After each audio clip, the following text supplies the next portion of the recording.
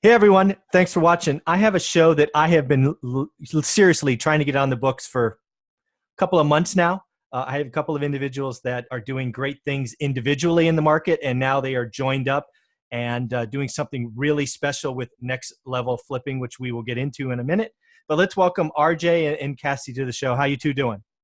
How you doing, Michael? Well, it's an honor to be here, buddy. I know you've been trying to get me on the show ever since you were on my podcast.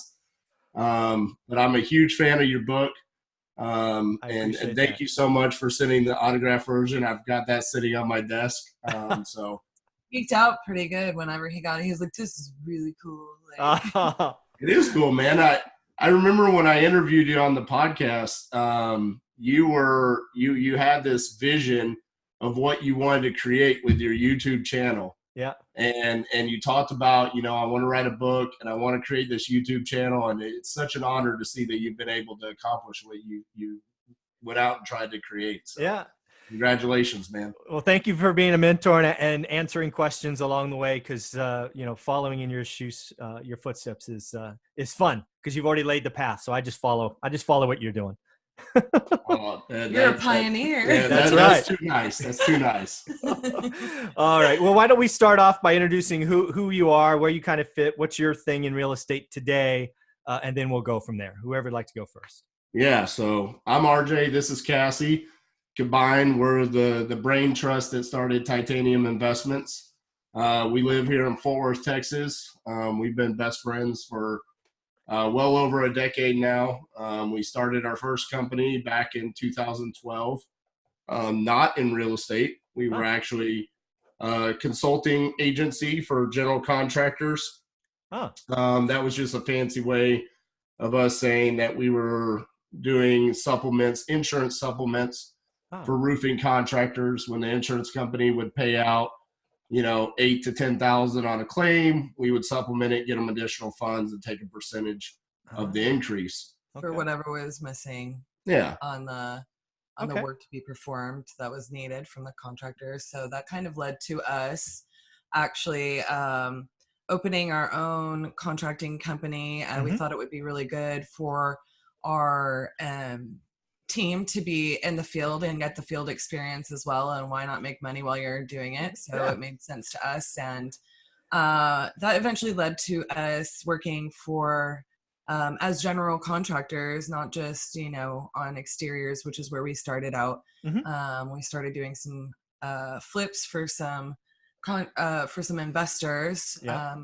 and I think that it just naturally progressed to where we're like, well, we got curious. We kept asking investors, like, how'd you find this house, man? This thing is trashed. Where'd you buy it from? And a lot of times they would say wholesalers. And so I started looking up what a wholesaler was, and it was pretty funny. As a general contractor, you're kind of the middleman. You've got your client, and then you've got the subcontractors that you're managing.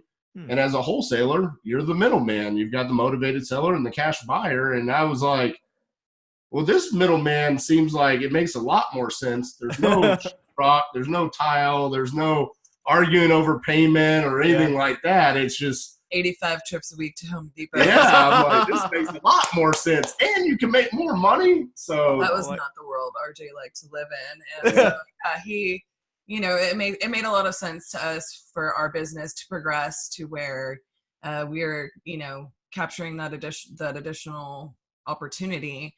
And we're kind of both naturally, I define it as an education junkie, or business junkie. Like we're actually just really both kind of naturally constantly wanting to grow and improve and learn and better our business and better ourselves personally.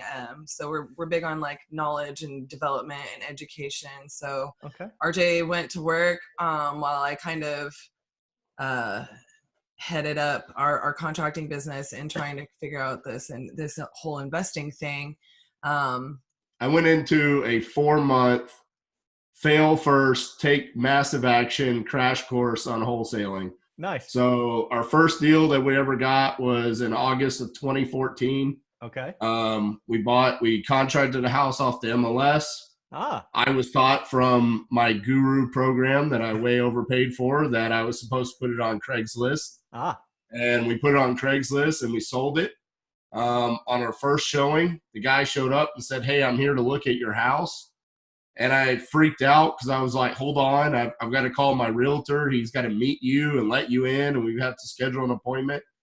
And he's like, "No, don't worry about it. The back window's open. I'm crawling through it right now." Actually out of town with our guru program. We're in Vegas, and I'm sitting here just trying to soak up everything that I can, because RJ is bound and determined. Like, we're going to transition into mostly not, shutting down our GC company. Uh-huh. And, at that point in time, he's just kind of like, hey, make sure we can eat. I'm going to go make sure that we're, building something that we're both just beyond thriving in. So, Okay. I'm just trying to soak it all up so that I can keep up. And he comes and he's like, hey, they said they're going to crawl through a window. I'm like, I think that's not legal. I don't think that that's how this is working. Like, that's not how this is supposed to work. But he did it. So it did fast. work. It was illegal, but it did work. He bought the house. That first deal, we made $7,000, and not a massive amount of money, but it was enough money that it kind of taught us, like, hey, this crazy theory that someone just told us, wholesaling, it could actually work. And so from there, I really focused on trying to figure out how we could do this. The next, cliche story that we always tell is we got a property under contract. We had to put $1,000 earnest money down and $100 option fee. Here in the state of Texas, we have options that we had to pay for. That's like our inspection period. Sure. And that $1,100 left us with $11 in all of our bank accounts combined. I was not doing a good job of making sure we fed with what he was trying to do. I was going to say. Yeah, we had a lot of money out on jobs, but we were like 2 weeks, I think, away from collecting, any like actual like good sum of money. So he's just like, we just got to make sure people are paid.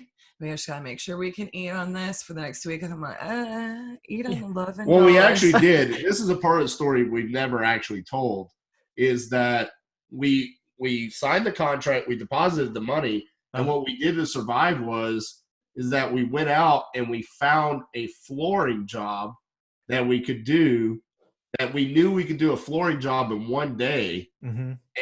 And we turned it super fast, and we made some money to live on until we closed that deal. Then we made $11,000 on that deal. That led us to do a couple more throughout that year. And then January 1 of 2015, I pulled the string on the contract with the company and said no more. Yeah. And he's like, we're closing it down. I was like, I'm with you. However, are we sure we're going to be able to make this like a consistent enough to not have that other source of business, that other source of income? And he's like, if we put, our energies towards this, we're going to have beyond what the GC business can provide for us. And so I was like, okay, let's go. I would say, just thinking back about this time of our lives and in our business, one thing that I do miss about the RJ and Cassi of 2015 was that we were so laser focused on, we are just going to wholesale. No more GC. We're not going to fix and flip. We're not going to buy rentals. We are solely going to wholesale properties. That's what we're going to do to make money. And when we did that, we became focused without even knowing really what we were doing. We made about $750,000 in assignment fees that year, just us. We did have one employee, Megan, who's still with us today. And then from there, the next year we went over $1 million, and then 1.2, and now things are crazy. We're all over the country. We've got 8 or 9 different branches in different states.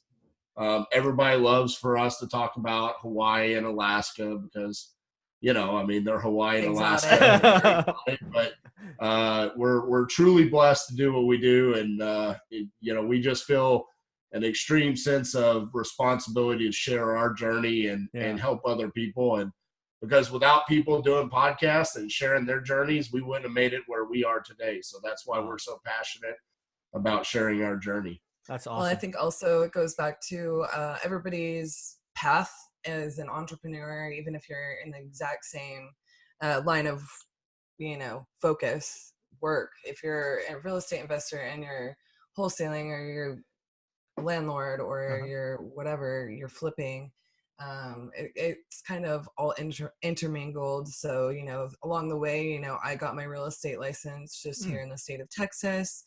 Just to add more tools to our tool belt, to be able to put, buyers, sellers, homes, our company, our team, everybody just in the best position possible to, just completely flourish by either working for us, with us, or, buying or selling homes that that are projects of ours. So I think everybody, the way they piece that together looks a little bit differently. And since we do have so much that we did trial and error, or as RJ loves to call it, failing forward along the way, we're just learning, split testing.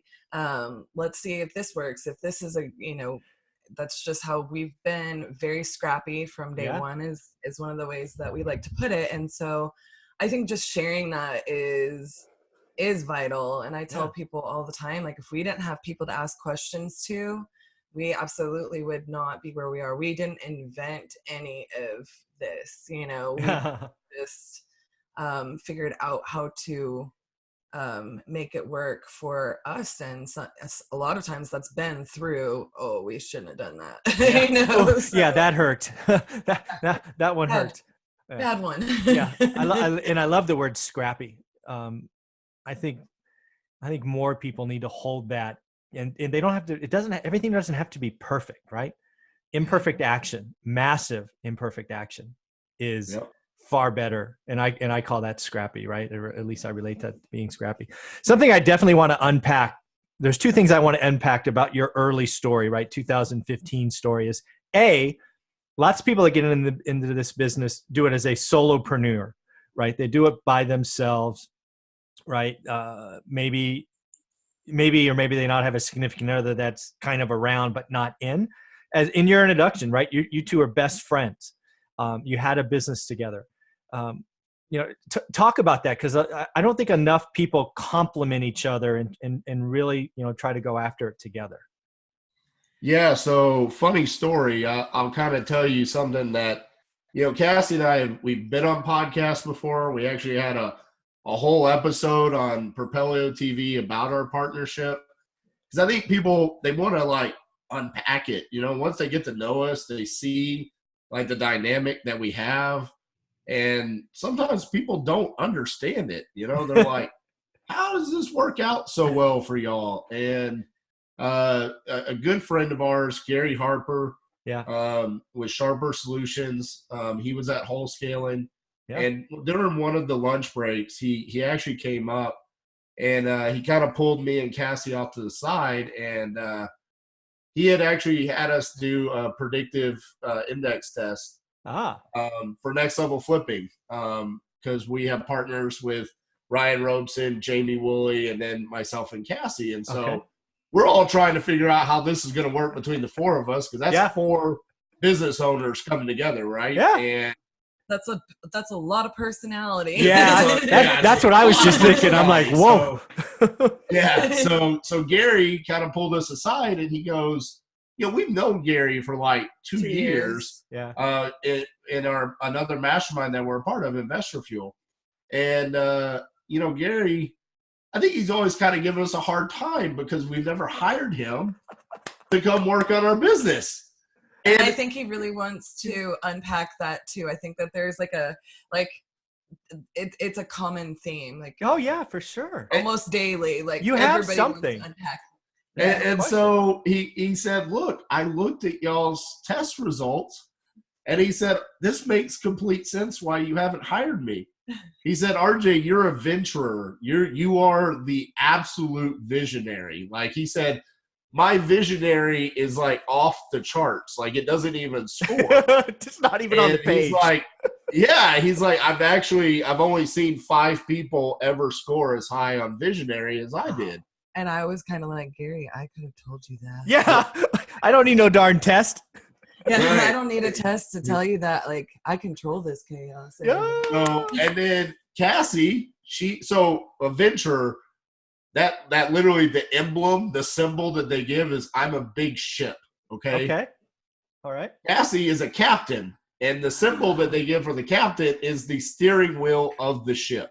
Oh, that's awesome. And so he is like, Cassie is a high visionary integrator. So for anyone that loves the book Traction, I'm the visionary, she's the integrator, but we're both high visionaries as well. So it was always really interesting to me because of like where I function and where like my passions lie, where like I'm so stinking high visionary that I did not think that I was like an integrator for years. Like in years, I'm like, I'm not an operator. I'm not a COO. I'm not an integrator. I'm not an implementer. But that's the key, is that she always took integrator as she had to be the implementer. And that's not the case. What she is she's the person that takes my chaos and organizes it. I put it in a little package and put a pretty bow on top, and then I give it to other people. I've always said this to people where I've said, I just love talking to Cassie about what I envision. Right.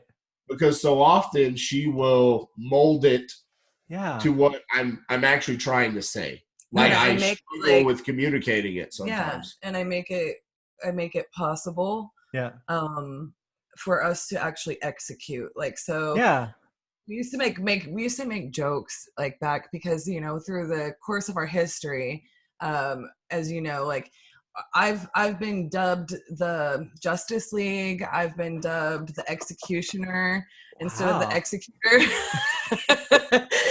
I've had all these like crazy. I'm like, man, these aren't really like nice on the surface. Like these are really nice titles, but at the end of the day, like it really is. It's like the execution of things.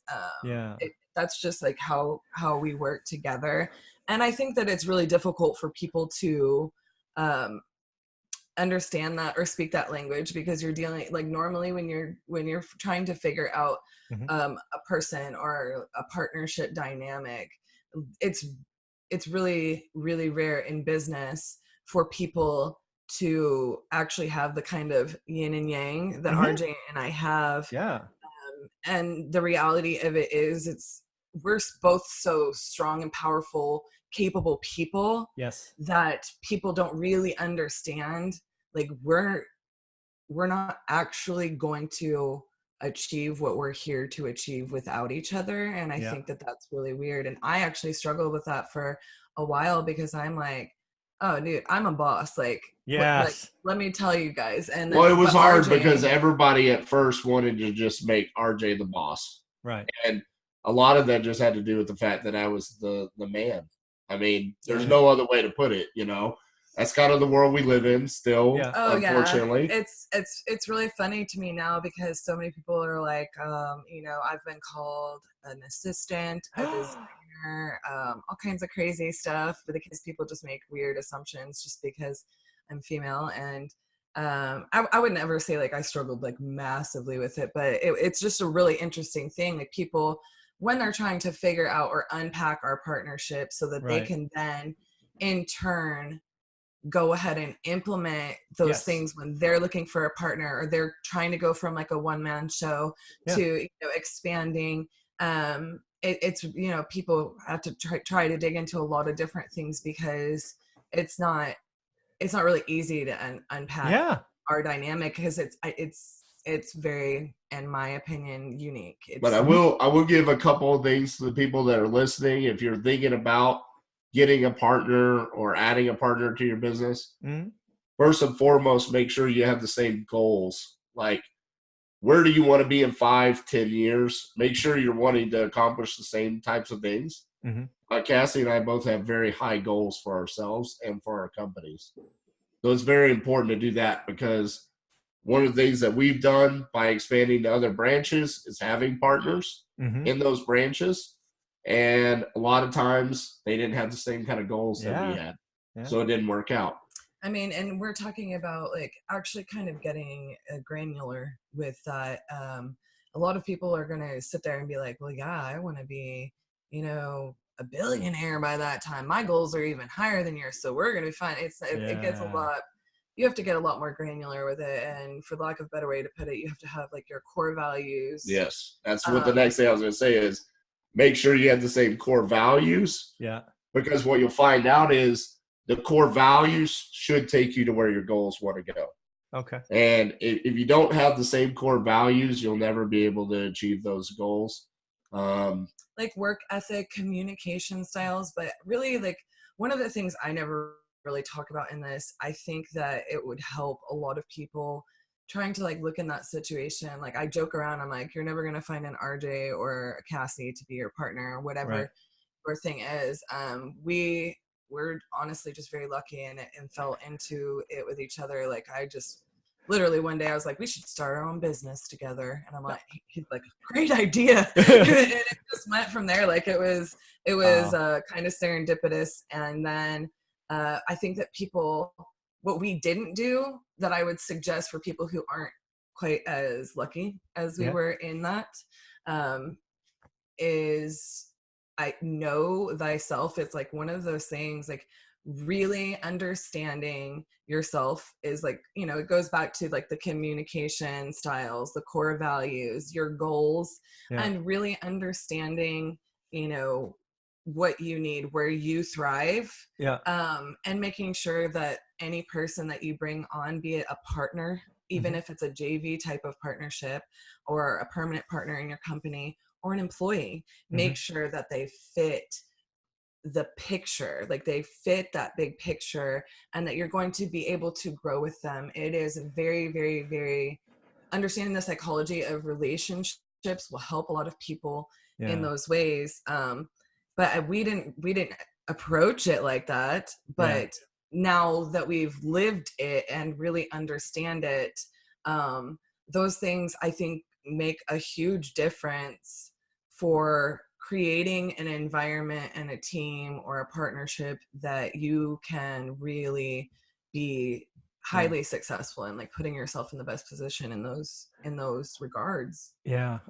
Clearly your relationship partnership is very unique. I meet lots of people who have the visionary skill like RJ, right? Just people that are in my circle. I see a lot more people like RJ. So I'm going to ask Cassie a question, because RJ, you're a dime a dozen, bud. Sorry. Just kidding. That was a joke. Okay. That was a joke. He's a really high level dime a dozen. Yeah, that's right. He's a very expensive dime. That's why I grew the beard. You got to be unique. But Cassie, who were you? Your ability to organize his chaos and still be the visionary is so unique and hard to find.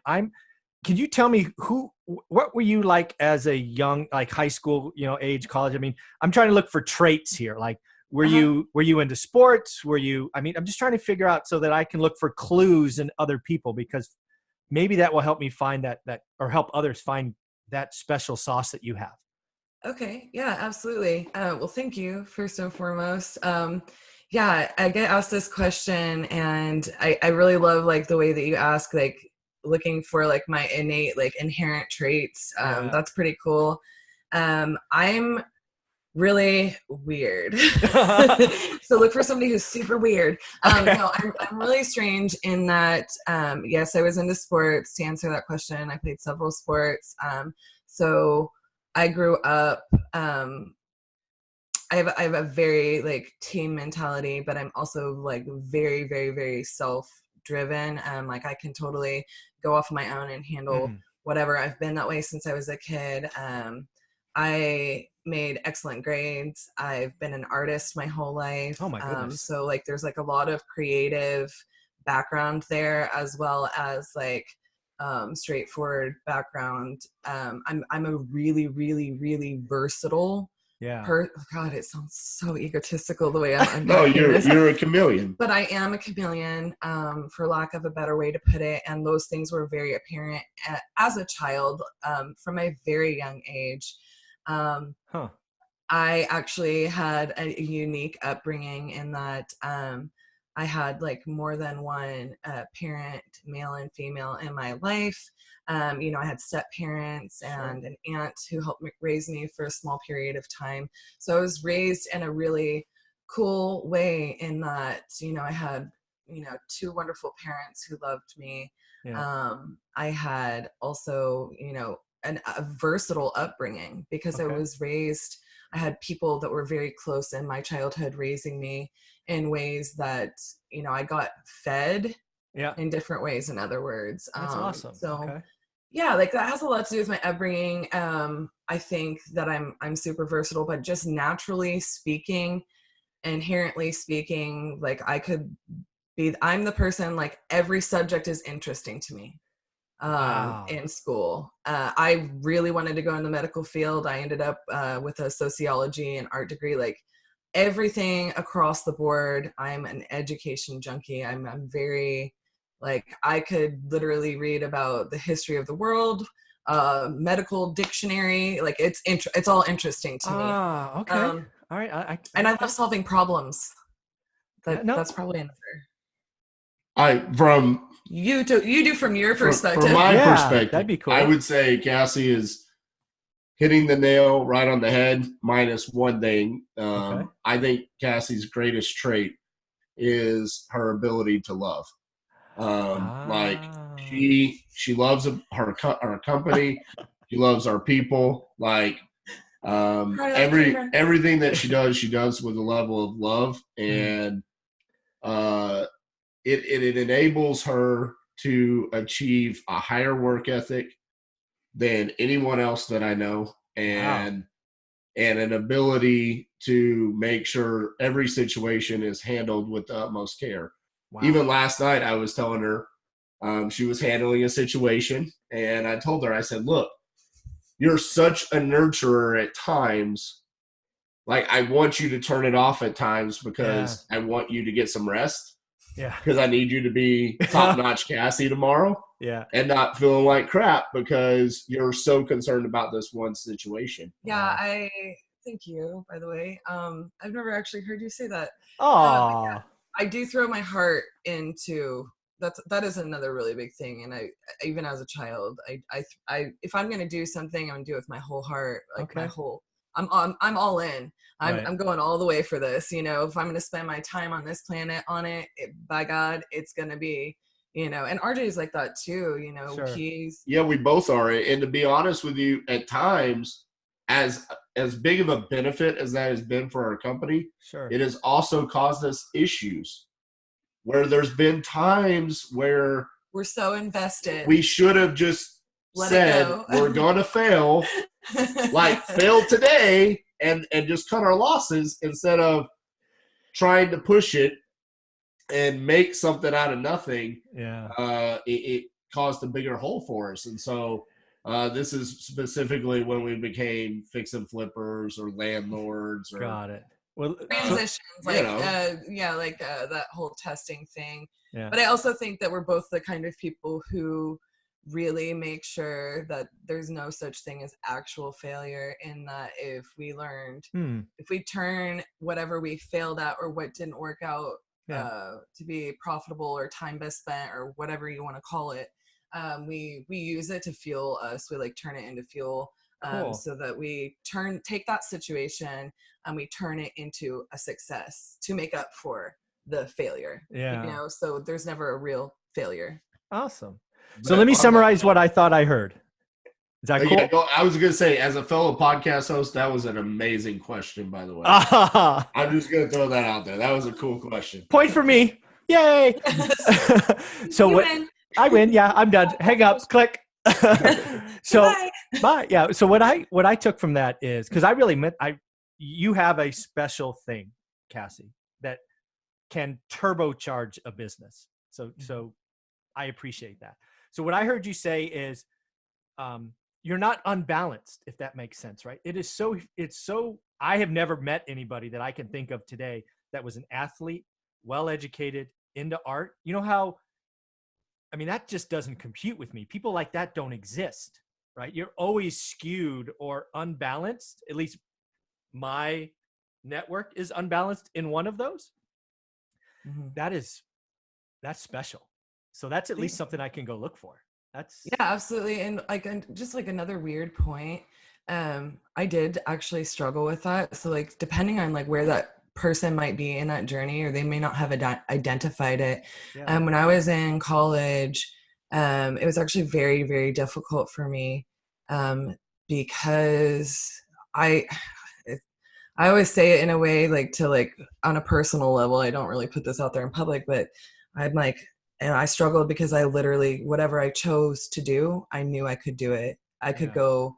And he actually gives me a little bit of a hard time. He's like, look, most people are not like that, you know, like I literally could have done whatever I wanted with very few limitations on this planet. And I don't think that like enough people that actually are that way think that way, because we're not taught to think that way. And when I was young, it was really interesting because like I could not decide what I wanted to do with my life, but you know, being in the medical field was very attractive to me, just because of all the things I could do with it. I never planned to be an entrepreneur. I never planned to be in real estate. I never planned any of this. So it's really interesting how we ended up here.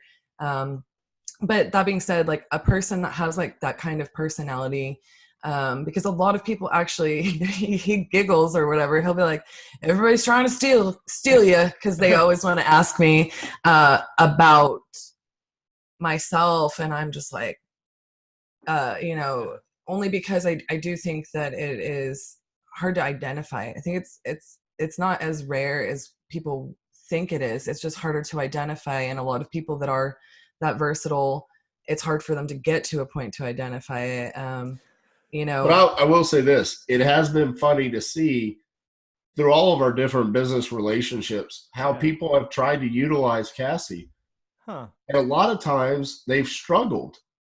And I almost relate it back to playing chess. Okay. Like sometimes it's hard to use the queen because the queen can do anything. Right. But you don't want to lose the queen. No. Yeah. So you almost kind of just out of fear don't really play with the queen that much until it's the perfect time. Right. And that's kind of how I feel like people have treated Cassi at different times. Interesting. Where it was like she wasn't going to be the leader per se, and then it was difficult sometimes to identify this is where you need to be because she could do anything. Well, and that's another one of the reasons, like I naturally tell people like know thyself, because like if you're a person that is looking for, you know, whether it doesn't have to be a partner, it could be like an office manager, but you need somebody to steer the ship in your business, because you feel like that's going to escalate where, you know, your path, where you're going. I think that it's really, that's one of the reasons I say know yourself. Yeah. Because if you are getting somebody that's that versatile, you know, they're going to be able to grow and fill the spaces in the business and steer the ship wherever there's water, you know, wherever there's water. Like, so you have to know where the water is, you know, like you have to know that you're in water, right? But, you know, take away from the metaphor, knowing yourself and knowing yourself and knowing your business, what your business needs are at the moment. And, you know, a month from now and a year from now and 2 years from now, like knowing that that person can grow with you and making sure that they can complement you has a lot to do with like knowing yourself and your business and where you're going. So I think that that's one of the reasons that people do struggle with getting somebody in that is the integrator, or especially a high visionary integrator, because they always want to say, you know, what I always said, an integrator, like that's not really me. Like I don't really, like they want to look for an implementer. Like that's administrative type of role, versus what you're actually looking for is somebody to really complement you and grow with you in your business. And And so I think that's where people like make that mistake a lot. They're just not really identifying everything within themselves first. Like they're like starting out as that solopreneur and they're like, I just need somebody that can handle all this, and this, you know? So. Right. That's awesome. So the other thing that's very clear, we'll put a pin in this first part of this, is you both care for people. You both want to help. You both have a heart. I know RJ gave you credit for that, Cassie, but it doesn't go without saying that RJ has a huge heart as well. And I've seen it firsthand many times. So you have a heart too, RJ, even though you try to hide it. Thank you. He has a huge heart. I actually was saying that literally yesterday. He's got, you know, a much bigger heart than people give him credit for until they know him, because he's got like the biggest heart on the planet. And maybe he's right there with me. Like, yeah, it's close. we switch a little. I just don't cry as much. I cry more for sure. Okay. All right. We'll just leave that statement on the table. We're going to walk away from it. But the other thing that's interesting about your first part, right, 2015 still, is you went from being a general contractor, right? Somebody, you know, first on the exterior and then doing interior jobs, even if you're subcontracting and not picking up the hammer, to wholesaling. Yep. I don't know about you, but that's not the natural transition most general contractors would probably make. I mean, what? RJ is not a general contractor at heart. I was definitely more equipped. Oh, that's a bad word. I was definitely more in charge of that business. Okay. You know, he was a little bit more involved out of the gates. And then from there, he was like, yeah, you kind of got this. Yeah, it's all you. Yeah. Okay. Yeah, and I mean, I think the reason why we chose wholesaling is that we saw the similarities to being a general contractor in how we had our business set up. Okay. So we were familiar with the process of, we're going to find this, you know, motivated seller, and then we have to have the cash buyer. Got it. And the cash buyer is kind of like having your subcontractors. For sure. They're your people. And so the marketing was just going out to find your motivated sellers, just like you were going out to find someone that wanted a new bathroom or a new kitchen. And so that resonated with me. I think it was also the time at which we did that, and the way we were taught, again, a kind of dumb luck thing. Yeah, but the market was in a good spot. Yeah. So. We wholesaled a lot off of the MLS in that time, which is not possible in our market now. Right. Just because of where the cycle was. But I think also it has a lot to do with the fact that cash flow wise, like our business, it made sense for our business. Like we were already, as GCs, like we weren't going to take our entire business here and move it here. Mm-hmm. We were keeping this business and using what we knew and using our base of knowledge to replicate a different business over here without taking away the resources from here. Yeah. So cash flow wise, it wouldn't have made sense for us at the time to take everything we had built over here and then just basically change that business because we needed something to filter differently, like with the cash flow of our business. You know, we weren't interested in putting a bunch of our money into a house and being able to do Agreed, but I will say our knowledge of being a general contractor helped us a ton when estimating rehabs. Yeah, of course. Yeah. And when we were walking properties and contracting properties and even selling them. Like, you know, I mean, as a wholesaler, you can get bullied sometimes by a buyer. Yeah. If the buyer thinks you don't know what you're talking about. Yeah. And so there was plenty of times where, you know, a buyer would be walking a house and he's like, man, you said this is a $40,000 rehab. This is a $60,000 rehab. Yeah. I can only offer you this much. Right. Well, because Cassie and I did this, we could say, well, we can give you all the subcontractors and all the materials to do it for $40,000. Yeah. And then that led to, all right, okay, I see what you're talking about. All right, cool. I'll give you your asking price. Oh. So that helped a lot in those first couple of years, having that experience as a contractor. Yeah. Where I took question one for Cassie, I'm going to take this one for you, RJ, because what you were able to unpack by just realizing that you're going to take the middleman skill from being the GC to being the wholesaler, is so unique and so special. Most people, again, my network would have gone, no, I'm a GC, I'm going to flip. Right. And if you would have done that, you may have been successful, maybe, but you would have been smaller. Right. Right. Your ability to look at that business and go, hey, I'm a middleman here, or we're a middle person, right. Whatever. I'm not how to say that. Middle people. That works. So we're just going. Middletons. and go, we're just going to do that again with a different set of people. Kudos to you. I don't know anybody else that would have seen that set of chess moves and going, we're going to rock wholesaling. So I appreciate that. And you know, that goes back to the relationship that we have together where, you know, Cassie could have easily been a partner that her ego could have gotten in the way there and said, you're wanting to change this because this isn't what's best suited for me. Right. Like, I wasn't meant to be a general contractor, but she was really good at it. Like, she was thriving within that. It was my desire to say, no, I'm supposed to be in real estate. Like, this is my calling. This is what I know I'm supposed to do in my career. Right. And this is how we're going to get started. And instead of putting her foot down and saying, no, I want to continue down this path of designing houses, keep our crews intact, she trusted that vision and then just helped me build it from day one from that vision. You know, I mean, with no questions asked. I mean, I'm telling you, January 1 of 2015, it was like, we're done. And I mean, it really wasn't even like a question. It was like, okay, that's what we're going to do. Yeah. And we did it. So I appreciate that, because really no one has ever said that before.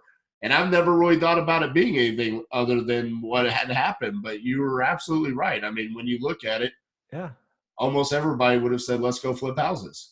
Without question. And maybe even been successful. They just would have been smaller. Right. Absolutely. Oh, yeah, for sure. I think that it's really interesting. Like, when I hear him say things like, man, I feel like we're getting like partners counseling right now. I feel like it's really interesting when he says things like, I didn't even recognize that, because I'm like, how did you like, it's really a different perspective when you're seeing it from outside of yourself, you know, like when he's like, oh no, this is how I see you. And it's like, to me, I'm like, okay, dude, like, yeah, absolutely. Everybody else on the planet would have gone. But see, for me, my vision was so different. We're going to go wholesale. This is what I see. And I saw us going out and being like you said, a lot bigger. And I viewed it like, hey, can we go out and make $10, $20, $30, $50,000 wholesale fees? Yeah. And every time he would be like, oh no, like, I'm like let's do this, and like he's just running numbers and like learning more and more and more and more about like the real estate side of it himself, and I'm just like, that's lofty what you're setting for us. Well, like, our assignment fee, our first 3 assignment fees were $7,000, $11,000, and then $27,000. Okay. And what I learned was, each time, the deeper we bought, the more money we made. Shocking how that works. Yeah. And I was just like, this is amazing. I just keep offering less and we keep getting them accepted. Like, and now we made more money. It was just really like that simple. Yeah. I mean, maybe it was just like, we got really lucky on those first couple ones, but that's really all we needed to have the confidence. Yeah. Proof of concept was there. Yeah. But I appreciate that, man. You know, it does. It's funny how, looking back at things, you know, I mean, we could have had a very different path. Absolutely. Absolutely. So that this has been so much fun for me. I want to make sure we give time to what is called next level flipping. So let's talk about your vision for that, kind of where it's at, where it's going. I know I have lots of questions, but let's tell people what it is and why it's so unique. And frankly, getting access to you two is awesome.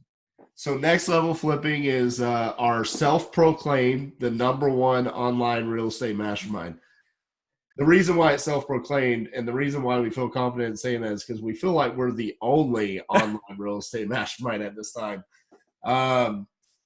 We're broken into two different groups, people that are doing 26 or more deals a year and people that are doing 25 or less. Okay. We're in charge of the one that does 25 or less. It's called the Rising Stars program. Awesome. Our program is $100 a month or $1,000 annually.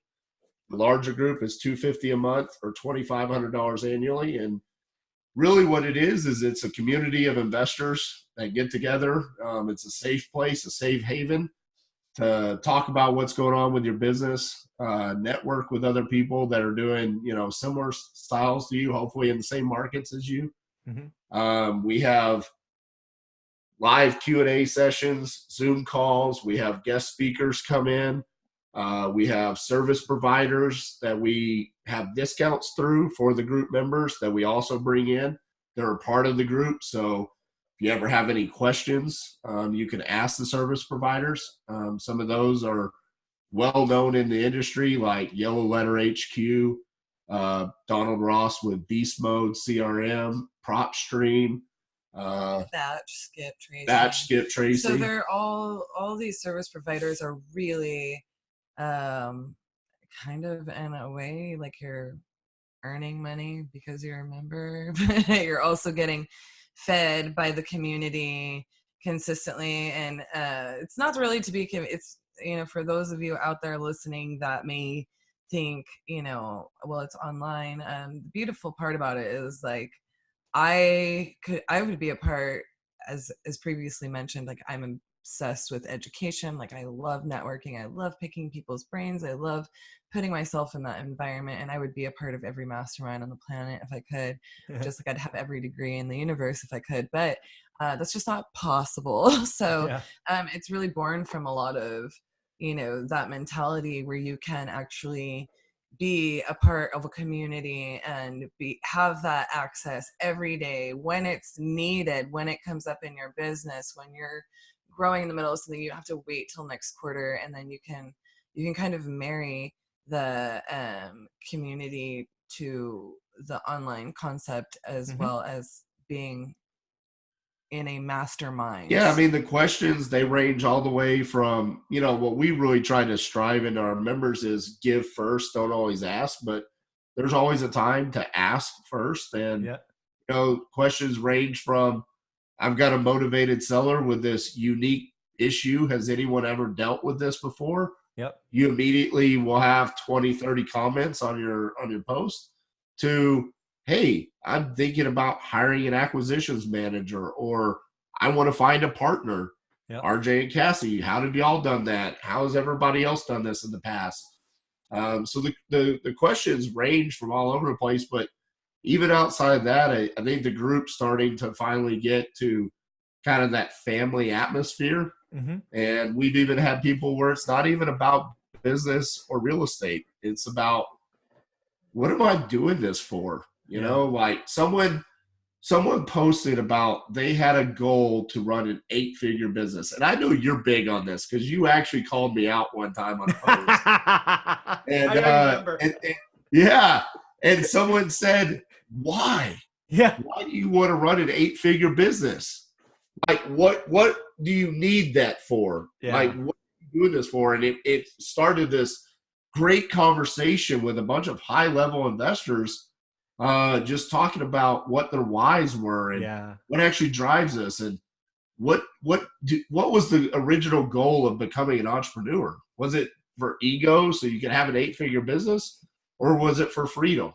Yeah. And so it's a very unique group of people. I think we've almost got all 50 states covered between the groups now, and it's just something that we're extremely honored and humbled to be a part of. We do have Jamie Woolley and Ryan Robeson are our partners in it. Jamie's in charge of the group that's 26 or more, and then Ryan is kind of the overseers of both groups. It was his original vision, and he invited us to be a part of it. So it's an honor for us to be a part of it, honestly. Well, I got to tell you. Oh, go ahead, Cassie. Sorry. I would say it's a very, very cool it's very cool, like, because you can bring in, you know, like people on your team, and so they can get poured into. You're not having to, like, you know, pay for plane tickets for everybody just to go to be a part of this, that, and the other mastermind.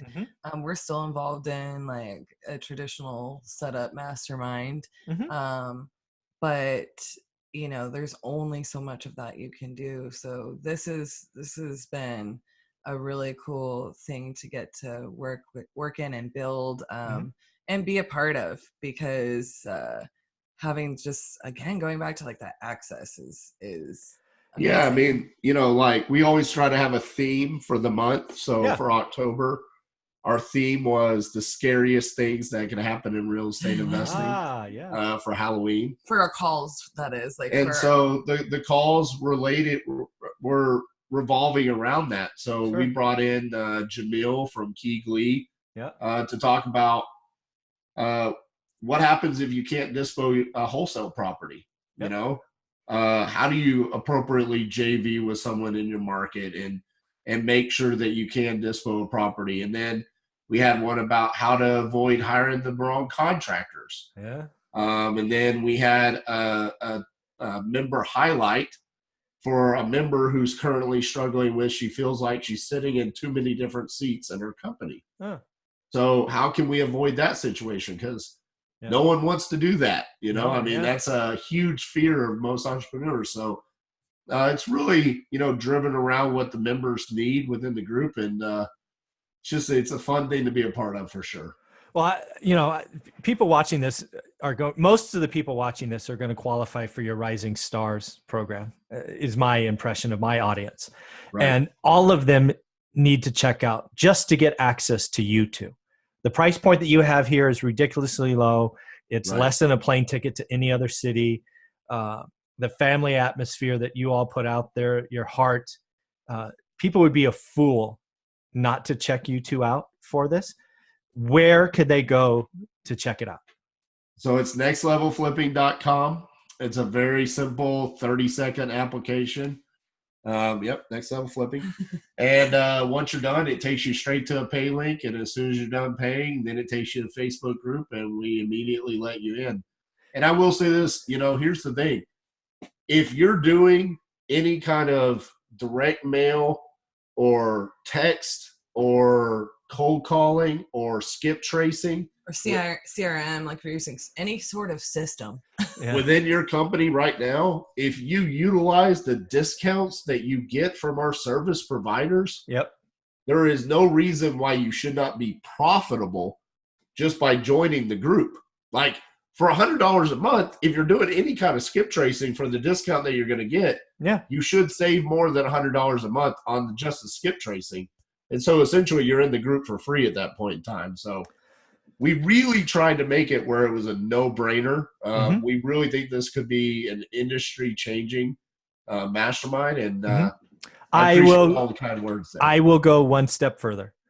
In the next 6 to 12 months, not only will you be the self-proclaimed best online mastermind, that you will be recognized by others as the best online mastermind, because you are changing the industry. And I think wildly for the better.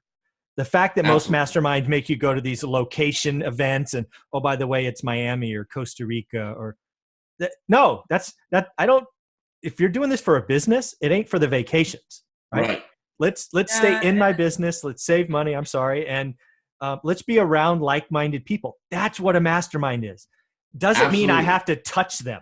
I just have to be around them. And the other thing about it is I mean, I love going to a mastermind. I love the events that we go to.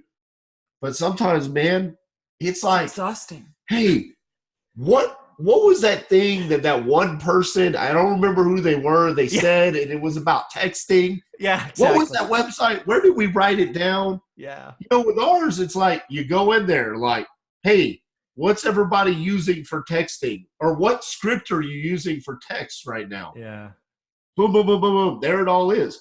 So like Cassie said, you could actually have your acquisitions person, your lead manager, whoever it is within your company, in the group. So you could post it and then tag them and then let them read all the answers.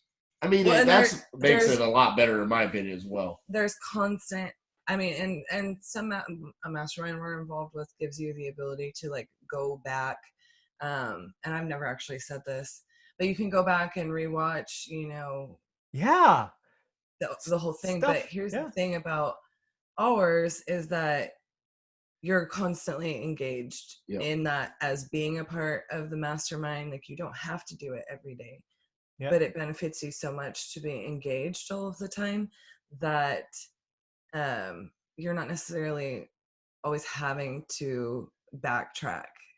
But when you do, it's easily accessible. So I mean, it's just there's a lot of like solves there in my mind that it provides to, you know, just be like this constant value and across the board. And don't get me wrong, like I do love in its own way, like for us to go, you know, on location style masterminds. We do have a once a year get together. It's optional. Not everybody has to do it. You don't have to do it or spend the money to do it in order to get beyond your value out of it. Oh, no question. It's like, there's good things that will come out of it if you do, for sure. But you don't feel like you're not capitalizing. I mean, it's an additional charge. It's like, hey, do you want to go to this exotic location for 3 days this year and hang out with people? If you want to, cool.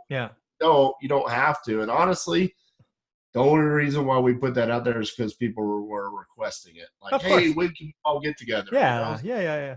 They want to, they want to press the flesh. You can deepen the relationships that you build by doing that, but by no stretch of the imagination is it not possible within ours? Because you're just so constantly plugged into it.